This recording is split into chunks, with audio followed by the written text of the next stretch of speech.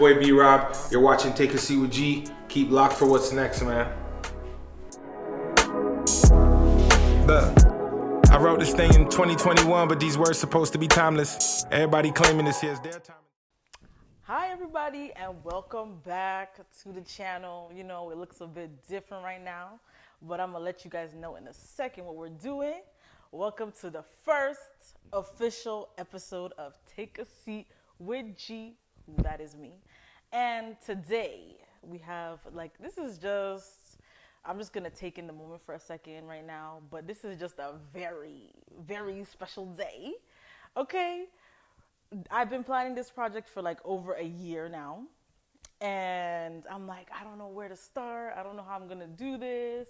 You know, I doubted myself and whatnot, but that's the whole beauty of it. We're finally here, first episode. So, you know, but yeah, welcome to Take a Seat with G. This is a journey where I invite artists and creatives to come on the show and talk about everything and anything. And today we have a very special guest. If you don't know, today you will know. Okay, get familiar with this name. Today on my left, we have the very special, talented, okay, B.Rob, okay, Toronto's very own. So I'm gonna ask everybody in the studio to just do a little clap. Come on. Welcome. Thank you so much for coming on the show. I appreciate you, because it hasn't been easy, okay? I've been trying to reach out to these artists, and everybody's moving funny. Everybody's moving wee-fiddy. That means, you know.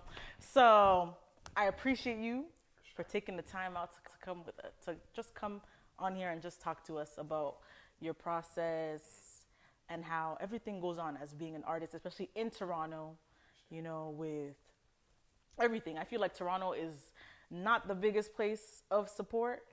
So this is what this show is for. I want people to be supported. I want to put people on. So, like, you know, just walk me through your journey a little bit. Like, how did you get started? Like, this is what I really want to ask you. What made you fall in love with music? Okay. Yeah, well, firstly, thank you for having me. Yeah, so in terms of music, I started making music about a year and a half ago, I want to say. Yeah, we put out our first record in December of last year, to be honest, when we first put out our first record. And prior to that, kind of just making different music, different styles of music, whatever, just kind of being in the studio. I originally started like writing for people. Back in the day, I've always kind of done that, or like helped people out with their writing and stuff like that. I've been doing music since like I've been a kid, you know. So like I played piano growing up, played drums, all that kind of stuff. So music kind of came naturally to me.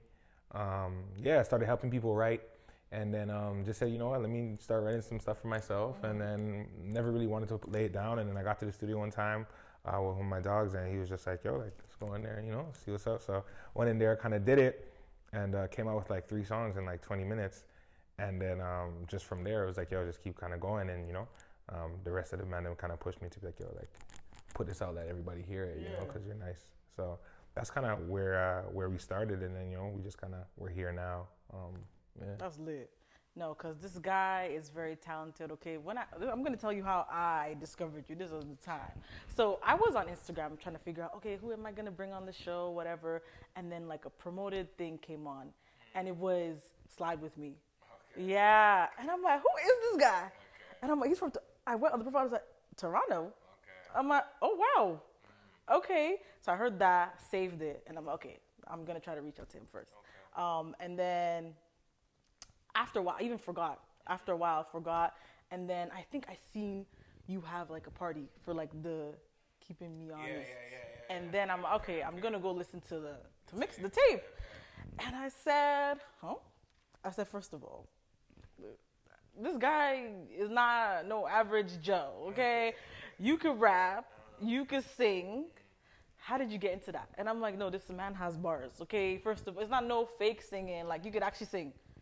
Yeah. No, you can know that. You can actually sing. And I'm like, yo, there's not people like that in Toronto. It's always, you hear that, like, I'm not even trying to, like, you know, I'm not trying to shit on nobody, but I feel like you hear the same thing in Toronto. If they're rappers, it's like the same vibe or whatnot. But it's like, no. this was a well thought project. Like you really took your time with it. Like, so walk us through the project. Like, how did this happen? I want to say that I started a project 2 years ago. So before I actually started even recording, I was writing a bunch of songs, just like personal, like just personally, writing a bunch of songs, and came back, and I titled whatever it was that I made. It was quarantine. Them times it was like 2020, so it just kind of started, and I was kind of bored, and I was like, all right, let me do this, and I had some stuff to say and whatever, just think about, and did that. Called the title of that project "Keep Me Honest." I put it on SoundCloud, but it was like private. It was a private link, and I just sent it all to Mandem or whoever, and then. Once I started making music again, I was like, yo, like, okay, it's time to put out a body of work. But I liked the name that I had originally came up with. And I was like, you know what, like, let me refine some of the things that are on there. So most of the stuff that was on that original Keeping Me Honest that nobody knows about is already out, but just in a different format. So it was out, you know, by way of like 400 series or whatever. And yeah, I started going back to the drawing board in terms of constructing the tape and how I wanted to, and like as I've obviously developed as an artist from when I started 2 years ago till when I actually put out music. So yeah, I just started kind of reconfiguring things, you know, intro, and then, you know, kind of where I wanted to go with things, and trying to find the balance between singing and rapping on the tape, and kind of find what people will be receptive to, you know what I'm trying to say. And then yeah, that was just kind of how the project came about. And we sat with it for like, each song was made at a different period. So over that year, it wasn't all like done in like 2 weeks or 3 weeks or something like that. You know, the intro was made, and it wasn't necessarily in order. But yeah, we sat with it for like 9 months, maybe 8 months. So it was done pretty early on, and then we just kind of kept. I'm a perfectionist, so I was just in the studio, kind of perfecting things, tweaking it, and like all of the summer, it was just that kind of, you know. Tweaking those things, and then filling in spaces in between with different singles, like Slide With Me, you know. So yeah, that's kind of where we were at that. Why did you name it Keeping Me Honest? I just wanted to, you know, kind of let people know who I am as an artist or as a person, and honesty or being honest is like a, you know, big part of that process of letting people really know who you are and what you're about. And yeah, the word honest just kind of kept coming up in my life at that point. So it was just kind of something that rolled off the tongue, and it was cool and easy to go with, and I felt it was fitting, you know. And a lot of the records on the tape, the titles of them complemented the whole honesty. Yeah, it does. Like Real Deal and Stay True, and you know, the intro title. So yeah. You sampled Lloyd's True song on, I think it was the Stay True song, because I kept hearing it, and I'm like, that's Lloyd's voice. And I'm like, how did that come about? Like, because I feel like that song is like kind of like his song is underrated. So I'm like, okay, so how did you get to like get your hands on that beat? Was made by, I'm not even 100% sure on that sample, if that was Lloyd. I'm not 100% sure. Okay. But that beat was made by a producer. His name's T Nice. And he has like a production company out here in Canada. He's a, you know, world known like producer. He has a bunch of credits, you know, Billboard hits and kind of stuff like that. He reached out to me when I first put out my first freestyle ever. So, you know, much love to him. And you know, he kind of I wanted him to be a part of the tape, so he sent me a bunch of different beats, and that was one of them that he had made, and it just kind of stuck. So that's what we went with. So I want to know like how an artist comes up with like, cause I'm telling you, like you're like, you know what you're doing. You know what I mean? So how does it come, like how do you come up with like making sure that like, yeah, this is the track for me, like this is the beat for me, or like how does your creative become an artwork, you know? I mean, it's definitely a process, trying to figure out like what's for you, kind of learning your own sound. What beats you sound good on, what kind of drums sit with you well. And again, like me playing different instruments kind of helped with that. I knew what kind of drums I wanted for certain songs. You know, if I wanted to kind of rap, I wanted more of a harder hitting snare drum, or, you know what I mean, a more authentic kind of kick. And if I was singing, it would be a little, you know, have maybe a filter on it or whatever. So that's kind of how I knew how I wanted certain songs to sound. And then I just worked with great producers that kind of helped me with that. My engineer that I started with really helped me with figuring out how I sounded on the record, because it's different to sing live and to sing to yourself in your room and then go record it, you know. So he really helped me find and like refine my sound, and the producers I worked with, the 100 Club, their name's Caddy Morgan. Those producers are on a couple different beats on the tape. Yeah, so that's kind of what that's kind of how I kind of built my sound and working with other artists and stuff like that. Knowing your journey and whatnot, because you know, I feel like Toronto is just, you know, different people and whatnot. How do you know how to keep people around you, like who to keep around you, and like who to trust, or you know, who to work with and whatnot? Yeah, Make sure like it's like genuine. For sure. My team has just been my people, so people I kind of grew up with or I've known for, you know, forever, or known for a bunch of years. Or because I heard that in the track, you were like talking about it's not really like business, it's people that you've been. Yeah. Business and friendship never being separate from me. Yeah, so any kind of endeavor that I do, I'm gonna have my dogs with me, you know, because I know they have my best interests, and I know they're gonna support. So once I showed all the man in the music, there was a conversation with them and like, yo, this is what I'm gonna do, or this is what I'm thinking about doing. How did the madam feel about it? And once I say, yo, I'm gonna do this, everybody's like, all right, cool. They're gonna do it too. They're gonna be supportive, same, and it's vice versa. If a man says he's gonna do something, I'm gonna support him. So that's kind of the friendship group I have with my people. It's people that I've been around. I named them on side with me as well, most of them. I missed out some because there's quite a few of us. But yeah, that's us. We just kind of all support each other, and we've been around each other for a long time. So yeah, trust those guys in my life. So how do you feel about Toronto with creatives and artists? How do you feel, like how is that as being an artist in Toronto and trying to, you know, you're doing what you love, and how does it feel like, because I feel like Toronto, there's not a lot of support. But like it depends on like what your status is, and it's like, I feel like, again, this is what the purpose of the show is. It's not who cares about your status or whatnot. It's about the work you do, and if you like what you deserve a platform. You know what I mean? And so, how do you feel about that? Like, because I feel like there's so many, like when it came to like influencers, everybody knows the Toronto influencers. Like, you know who it is. So, how do you feel like putting yourself out there? Like, with people, how is it reciprocated, or how do you feel like Toronto is? Like, do you think that you get more support outside? I mean, I feel like in the city, or at least my side of the city over in the east, I have a lot of support from just people that know me from being me aside from music. So nobody really knew nobody knew I did this type of music. Everybody kind of knew I was involved in some sort of music, but nobody knew I sang or rapped. And once everybody kind of did, it was all love from like regular, you know, general people, like not in the industry, consumers. So it's always been love from people in the city. You know, from east and west, like, you know, north, south, wherever, like people have genuinely showed a lot of love, from like stopping me and like, you know, bigging me up, like, oh, you know, I heard your stuff on Flow, or, you know, I heard your stuff on the radio and whatever. So that's always cool. So definitely support in that sense. In terms of like the industry people, like, yeah, like, it's always kind of difficult to learn to navigate through different spaces. But, you know, I feel like it's always important for you and your team to try and, like, you know, if the door's not opening, kind of put your foot in there and then get in there, right? So nobody really owes you anything, you know.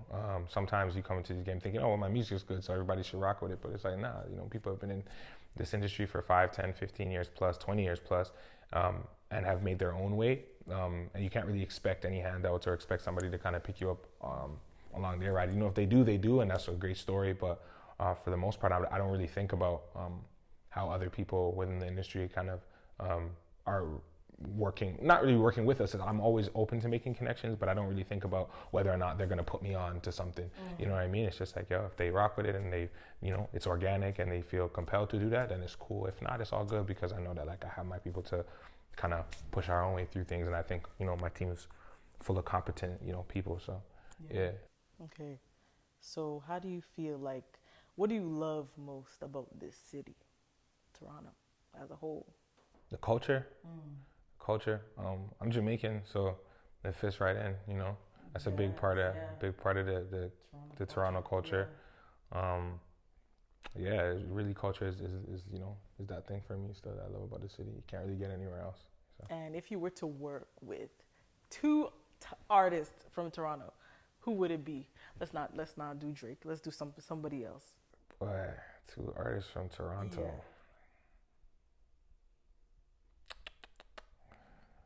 If you were to collab with any artist in Toronto, who would it be? It's a tough question. I really like Toby's work. I'm not sure if you're familiar with who Toby is. I really like his work. He's super talented. Yeah. I really like a female artist. Her name is Double M. She's super talented. She's like a rapper. You know, so she's extremely talented. Like as a female rapper, she's by far like whatever conversation is going out there about who's, she's the best female rapper hands down. So like hands down. So like, you know, her, Toby. There's a bunch of other people that, you know. I've been working with some other artists, you know, but like, yeah, those 2 are probably kind of in my space for right now. Yeah, for right now. How do you feel about the music industry? Because people always like a lot of stuff that I hear is the music industry is very very messy, or like, you know, it's very like you get like trapped, I guess, depending on what you sign or what you do. How do you feel about the music industry, and how would you make it different for yourself? Yeah, I mean, I haven't really seen much of the messiness. Again, I kind of keep to myself and keep to my people, so I'm not really worried about kind of any of that kind of stuff. It's always gonna, no matter like, you know, if this thing takes off to a different level and we get, you know, to where we want to be, it's gonna be the same people around me there as then. So I'm not really kind of worried about external people. Yeah. But yeah, so I haven't seen much of it, to be honest. I don't really know how, you know, how people move and stuff like that. I haven't really experienced it because we just been kind of doing everything in house. But yeah. But I like that you do everything in house, so it's like you have your own music engineers or whatnot. Yeah, we have our engineer. Yeah, one of his name's DJ Bubba. He's like executive produced the tape with me. He was there throughout the whole process, like from the very beginning. He was the guy who I went to the studio with the first time. You know him, but I feel like everybody knows who that is. Yeah. So he's been there throughout the whole process with me. So, you know, he's a big part of, he helped refine my sound as well and kind of helped me stay in a lane, or pick my lane rather. We have our own engineer, different producers that we work with, but yeah, for the most part it's us. Okay, let's talk about your video, Want You. So basically, I was listening to it and I'm like, okay, the man, first of all, he brought back the old R&B where it's like you hear the voice like before the bridge, you know what I mean? It's like you hear people don't sing like that anymore. I feel like Toronto people don't even sing, and you sing, you know what I mean? Like the girls sing, but I haven't heard, you know, I might be a bit wrong. I haven't heard much Toronto men sing and rap. But like you brought it back to like back in the day, like Boys to Men. You know when they used to talk in the songs, hey baby, you know, type of thing. Like you brought it back, and then there was a plot twist in the video. I said, what? I said, huh? Nah, you guys need to watch that video because first of all, it's a good song, and the plot twist got me. So take us back as why you decided to like, you know, have that, you know, talk before, you know, the plot twist came, and I said, wow, this is a movie. I feel like, so the very first song that I ever put out was called Ask About Me. And it had like a 2000s feel that everybody really liked.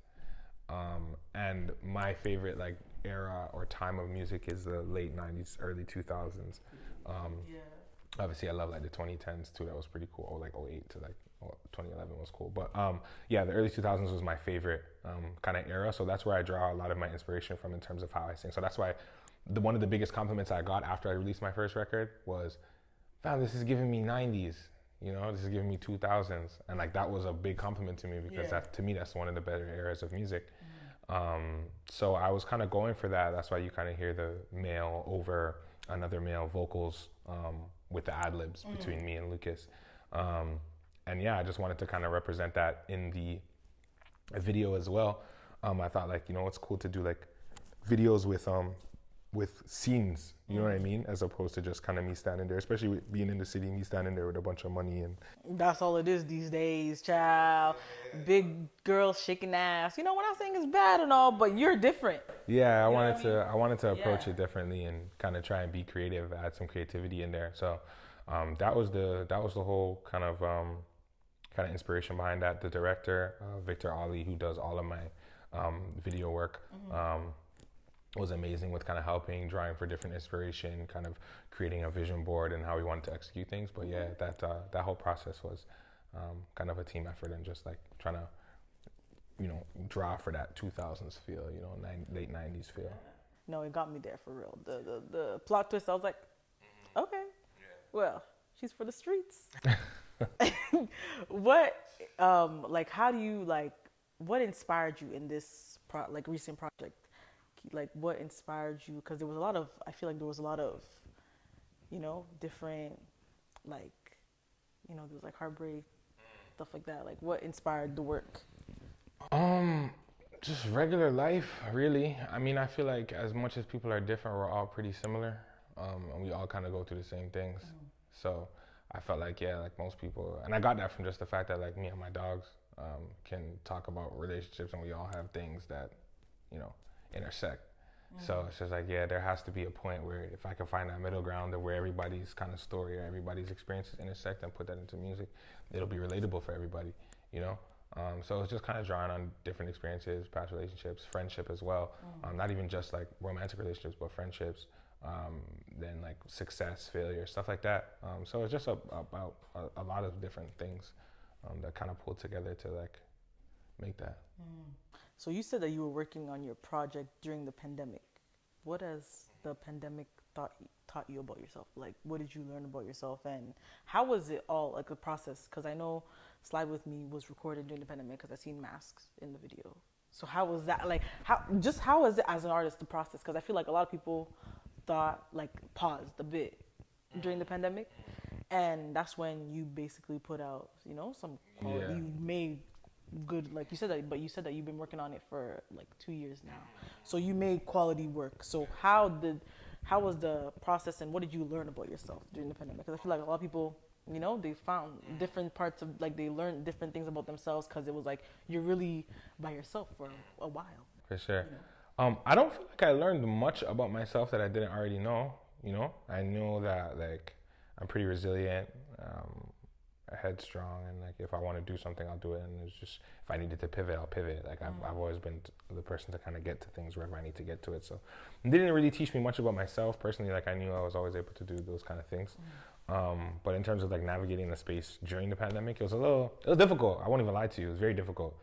A lot harder than people would think, just because of like even like capacity limits, stuff like that. Like just ruined a lot of stuff. Like, we're supposed to have, it was tough to shoot a video with, 30, 40 people. That's why in the Ask About Me video shoot, we wanted to have a party scene with a bunch of people, but we couldn't because at that time, if things were on like super strict lockdown, like nobody was going out.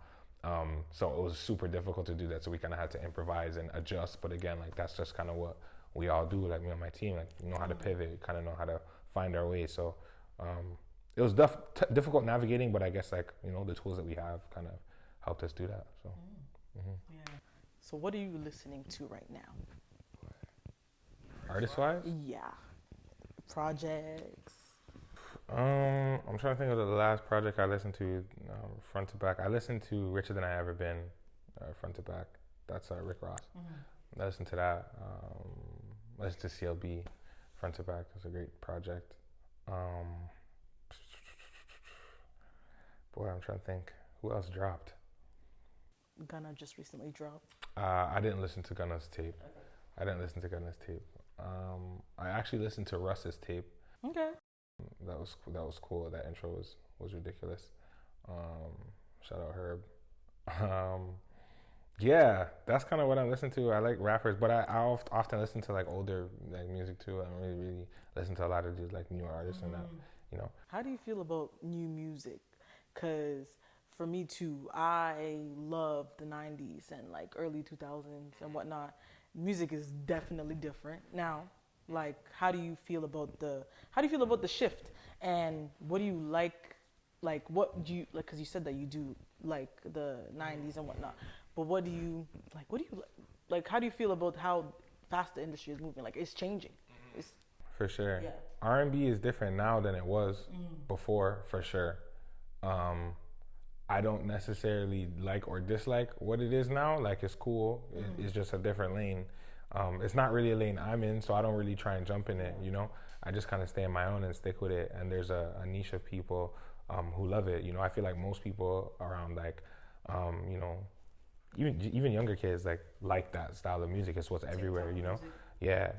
So I kind of stick to my niche, but you know, I don't just do the R&B thing, right? I rap too. So just kind of stick with what's current. I guess it's cool, but yeah, I'm staying over in my lane. You got bars though. Yeah, I try. Ah, man, you do. Yeah. That's not super common, I guess, amongst like most Toronto rappers. There are a couple who have it, but like the majority don't. You know, so I like that. That kind of makes me stand out, I guess, if you're listening for it. Yeah, I feel like Toronto people like tend to. It takes a while for them to find their own lane. You know. Yeah. So right now, all you're hearing, I feel like not all you're hearing, but a lot of stuff that you're hearing is like, you know, the same. They're trying to, you know, Chirac type of them vibes, and it's like, it's fun and all, but sometimes it's like, okay, what's next? And what's coming? For sure. Yeah, the content is, I mean, the content's different than, you know, my content is obviously different than that. But, you know, I just rap about what's real. Like, people really know me. So I'm not going to come over here and lie, you know, about stuff I don't do. So, yeah, you know, nah, that's not really my style. So I just keep it real, you know. Okay, so we're going to pass on to this other, I hope you enjoy games, because I do. I like seeing the competitive side of people. And this game, I feel like, I hope you got this. Okay.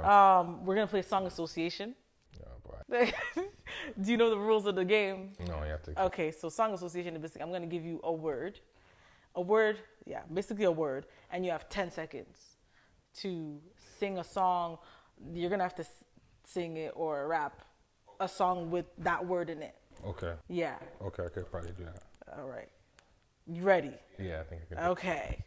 So the first word, I feel like this is very easy for you. The first two words is let me.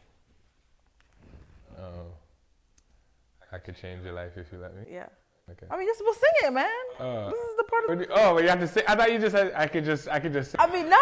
You gotta sing. You gotta sing it. Okay. I don't want to use my own song then. I have to think No, it could be your song or anybody else's song, but yeah, I want you to sing that song. That's one of my favorite songs. How does that song go? From where? Anywhere? Just make sure that you get to that within 10 seconds. Okay. Okay. Why would you turn your back now? You promised me that you would never back down. I guess all of this going out is how you act out. I'm just giving you time, girl, I can't back out. You should let me put up and stretch your back out. I could get you right, I know things ain't right. But okay, and I can change your life if you let me. Right. That's the track. Okay. So that was a practice round. We go. All right, cool. Okay. All right, we'll give it a point. Okay. The next word is. You're freezing up. Don't be nervous. Okay, the next word is girls. Any song with girls, you got 10 seconds. Oh my god, girls? Yeah. Who run the world? Girls. Okay, now. What do you mean? No, but you got the point. You got the point. But I was expecting you to sing something else. But it's okay. No, you got it. You got the point. That's the whole point of the game. Just sing whatever comes to your head within 10 seconds. Yeah, I'm winning by any means right now, so I don't know. Okay. Love. The next word is love. 10 seconds.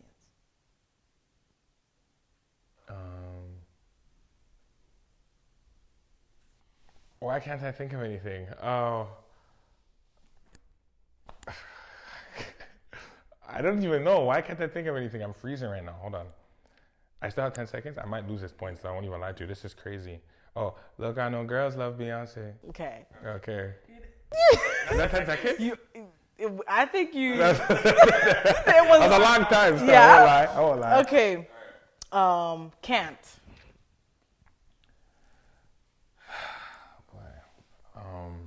Don't be thinking too hard. You got 10 seconds. I can't help but wait. Right. Okay, that's you got that. Okay. You.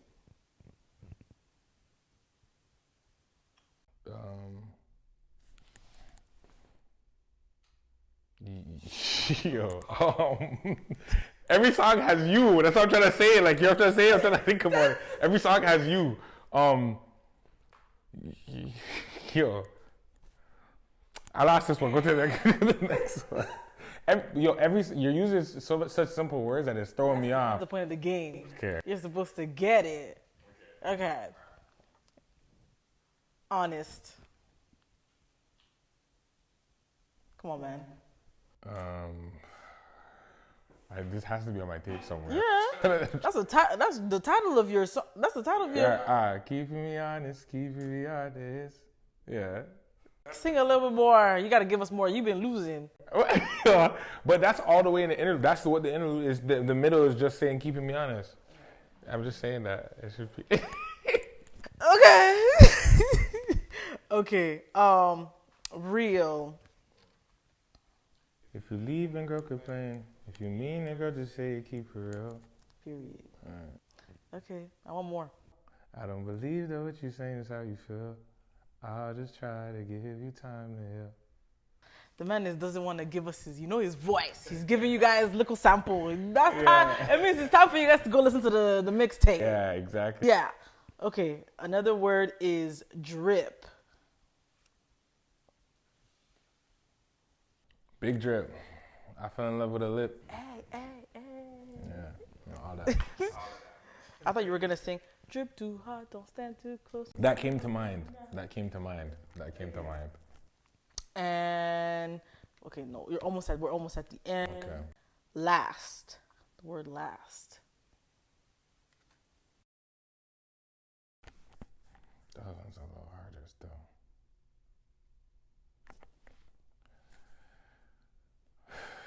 I don't know if I can think of any but last right now still. 10 seconds. I'm trying to scroll through my library as it's gone. Last? I don't know.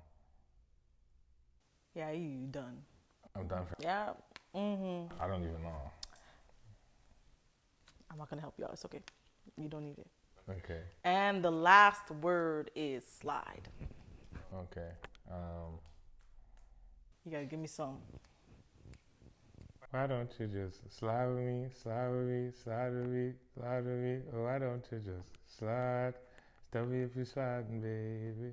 Hey. Well, I mean, you got like. That was like 8 out of 10.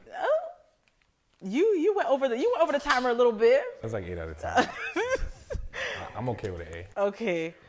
Well, that was the end of the interview. Thank you so much. We're going to update our playlist right now. So what I want to do on the show is I want you to give us 2 songs to add on our Spotify playlist and our Apple Music playlist. Any songs of yours, because we already have If You Let Me. Okay, that's already on. That's already on there. Okay, cool. What are like any song? It could be yours. It could be somebody else's song. Okay. But what do you want people to listen to? Because you want people to go on that playlist. Okay. Take a seat with you playlist. If You Let Me is already on there, I would say The Real Deal. Real Deal. And I would say